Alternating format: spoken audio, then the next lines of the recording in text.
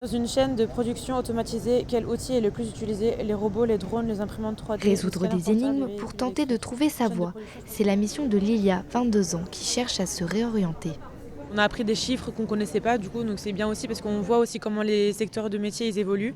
Et puis après, on apprend aussi à casser les codes, de dire, par exemple, à la santé, on pense médecin, infirmier, alors que c'est loin d'être que ça. Donc c'était aussi l'occasion, du coup, d'apprendre des métiers qu'on ne soupçonnait pas dans les différents domaines d'activité, du coup. Pour d'autres, cet escape game est le premier pas vers un choix d'études. Je suis actuellement en seconde et j'étais venu à la base pour trouver un stage parce qu'on était en recherche et qu'on a vu l'annonce. Et en plus pour les spécialités, c'est vrai que c'est intéressant parce que ça permet de voir ce qu'on veut faire, ce qui nous intéresse réellement pour les choix qui vont arriver. Parce que dès la première, on va avoir des spécialités à choisir qui vont être importantes pour le reste de nos études. Au total, 6 énigmes sont à résoudre, chacune correspondant à un secteur d'activité. L'objectif, rendre l'orientation plus attractive. Vous allez parcourir 5 zones de jeu.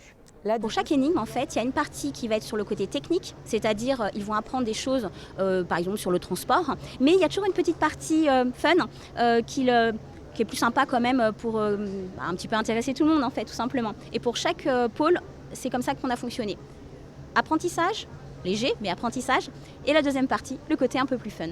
Cette mine d'orientation peut paraître complètement simple, mais en fin de compte, je trouve qu'elle a encore plus d'intérêt parce que les jeunes au jour d'aujourd'hui, avec la conjoncture économique, les changements de métier, l'IA, sont encore plus désorientés qu'avant.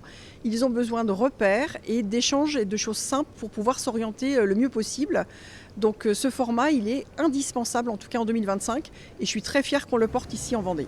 Les lycéens ont jusqu'au 12 mars 2026 pour s'informer et formuler leurs premiers vœux sur la plateforme Parcoursup.